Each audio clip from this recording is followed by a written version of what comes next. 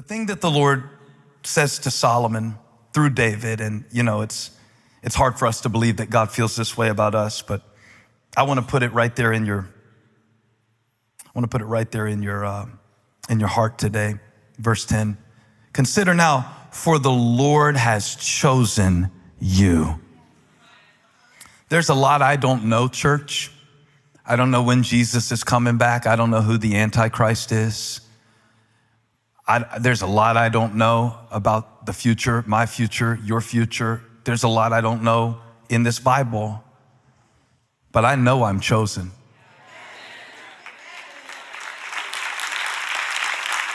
I know that. I know that God chose me to speak this word to you today. I know that. I know that. And I don't believe that you can fully know what you were chosen for as you're going through it, but you can start from the belief, if you choose to, that God has chosen you. You will need to understand that God does not choose like people choose. God does not judge. Remember how he chose David? He said that man looks at the outward appearance, but God looks at the heart. So when God chose David, he wasn't looking for how tall he was. When God chose David, he wasn't looking for how much ability he had, even though he had great ability that he grew into. Yet, when it comes to heaven, he never starts with our ability, but one preacher said our availability. And that means, just waking y'all up. That means that he doesn't call the qualified, rather he qualifies the called. For those he has called, he will resource for everything that he has chosen them to do. Somebody shout, I'm chosen. I'm chosen. And that ought to make you feel good in your bones, just to know that God chose you. Not only this, but the God who is eternal, who lives outside of time and space, when he was looking for somewhere to live, guess where he said he wanted to dwell? Not in a temple built by human hands, but he said, I want to come and live inside of you. I'm chosen. God walked around the whole neighborhood and he said, I want that house.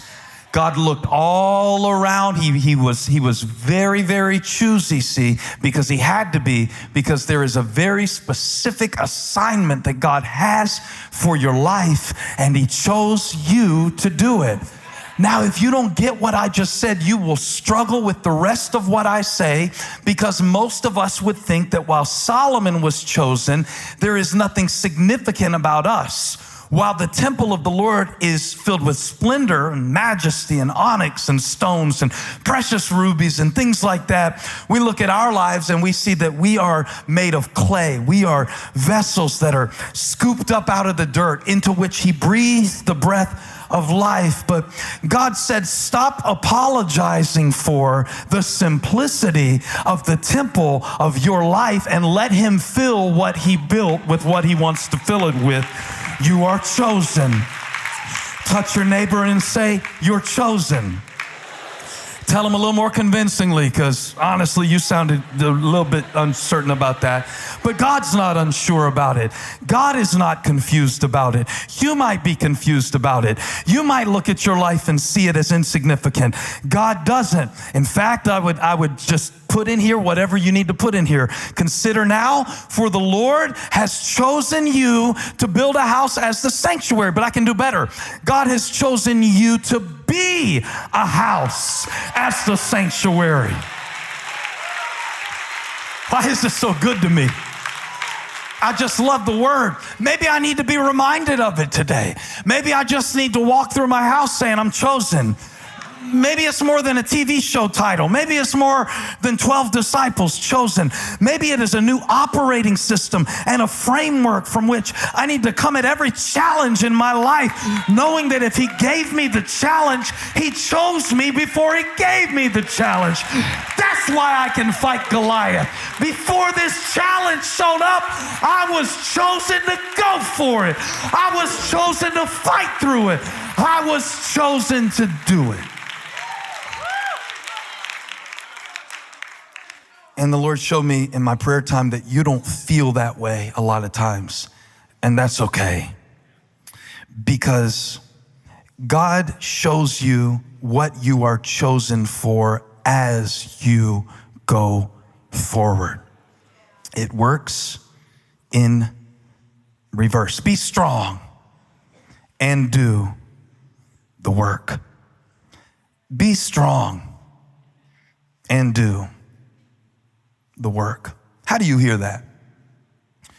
Do you hear be strong as a condition like, I need to be strong? And do you hear do the work as a command? I need to do the work. And the problem if you hear it that way, if you do hear it that way, maybe you don't, but that's probably how I would hear it, because that's how he said it. Be strong and do the work. Is that sometimes I don't feel like I meet the condition, be strong, to follow that command, do the work. In other words, I feel overwhelmed by it. I feel like the work that is in front of me is greater than the power that is within me. So I said I wanted to keep this simple, and I don't know how to keep it any more simple than to put it on a poster. Holly said she was gonna put it on a coffee mug and a sweatshirt. I didn't have time to do either of those, so I just had to make some posters last night. Y'all bring me my posters real quick, because I was thinking, everybody shout, be strong. Everybody shout, do the work. Now I'm gonna need your enthusiasm. Thank you, I appreciate you. That dude's been faithful in this house. I appreciate him. Y'all give it up. Shout, be strong. Shout it, say, be strong. Shout it like you need to get another rep. Say, be strong. You got this. You can lift this. You can make this. You can do it. If I take it, here you go, chunks. Take this one, be strong. Find somebody in the church. Just walk around till you find them that looks strong. I mean a big old guy, not like they're a prayer warrior. I mean I'm talking like physically strong, big and strong. Just walk around for a minute. Chunks, look at me. Somebody that you wouldn't mind looking like. All right? I just qualify it like that. He's gonna find somebody while I'm talking. Everybody shout, do the work. Who's somebody in the house? I'm gonna let you choose yourself that you wanna work out more, getting ready for the summer. You've been saying, okay, you wanna do it? Do you want to do it? I don't know. See, here's the way this works. When God chooses people, he knows who he's choosing. I don't know you. So should I choose him for this illustration? I'm gonna come over here. I don't know him. All right, over here. Anybody? You know what? Because you got a tie-dye shirt on, I'm gonna use you. I just think you look handsome. Hurry up. We gotta get this done. Come on. Did you find somebody, Chunks? Is he big and strong? He's big and strong. All right, you come up. Yeah. Oh, you don't know what I'm gonna make you do, son. I saw you doing some calisthenics. Come on up. All right, now I'm not saying that one of you looks better than the other. Y'all identified yourselves as, you said you wanted to work out more. So let's do this real quick. Come here. Stand here. Yeah, that's the verse, right? Be strong. Do the work. I'm sorry, you volunteered, remember?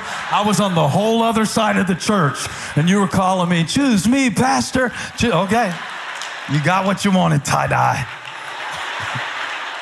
But you already look good, I'm gonna be honest with you. To me, you look good. I want to show you something that the Lord showed me. He showed me that be strong is what everybody wants to look like. Would you have wore short sleeves if you'd have known this illustration was coming today? Tank top. You had no idea. He said I would have worn a tank top. You would have got a pump too, wouldn't you? You didn't need one. You look great. Okay, so be strong. Everybody say, be strong. Be strong. Everybody say, do the work. Do the work. Now be honest real quick and say, but I'm not strong. And how many of you have felt that way in an area of your life this week? But it could just be a simple feeling. You may not have said that, but it may be the way that you felt. So what the Lord was showing me as I was studying this, Holly, is that we think that this is the condition to follow this command. So in moments where we feel strong, we do strong stuff. In moments where we feel solid, we show up consistently and committedly. Is committedly a word? It is today.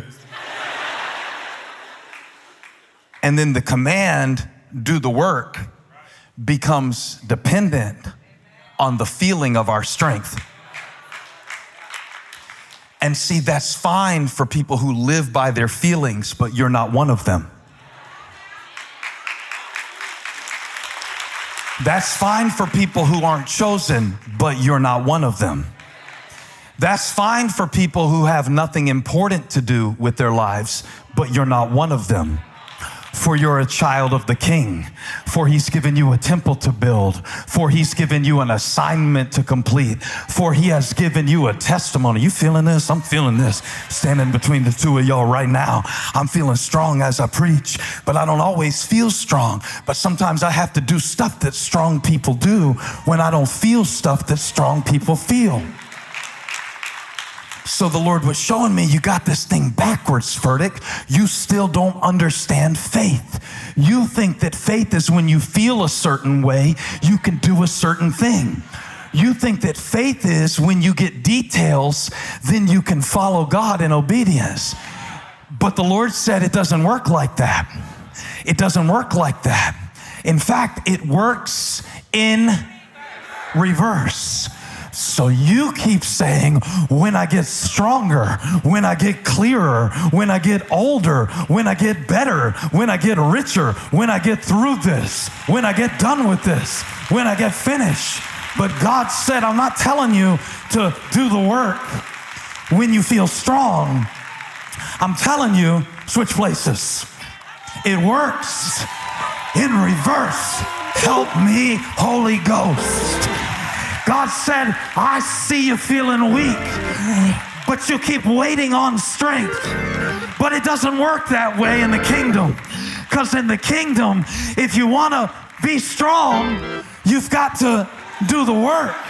So how do I get up out of this pitiful situation? How do I look like that? I want to look like that. I want to function like that. I want a big back like that. Well, God says, if you want to be strong, you got to do the work. And if you do the work, you'll be strong. And if you'll be strong, you can do the work. And that's why I brought you to church today. Because I got you in the gym today. Because I want to fill you with the Spirit of Jesus today. And resurrection power of God flowing through your body so you get big and strong and build your temple. That's what Holly taught y'all last week. Give somebody a high five and say, do the work. Do the work and you'll get strong. I'll feel like worshiping. Worship him and you'll feel him. Call him till he comes. Call him till he comes. Call him till he comes. Jesus, Son of David, have mercy. That's what praise is. Praise brings power. Do the work. Hey, thanks for stopping by my YouTube channel. I hope you were blessed today. If you were, share this with somebody. Like and subscribe and leave me a comment. Let me know where you're watching from, what we can pray for you about. Hope to see you back here again really soon.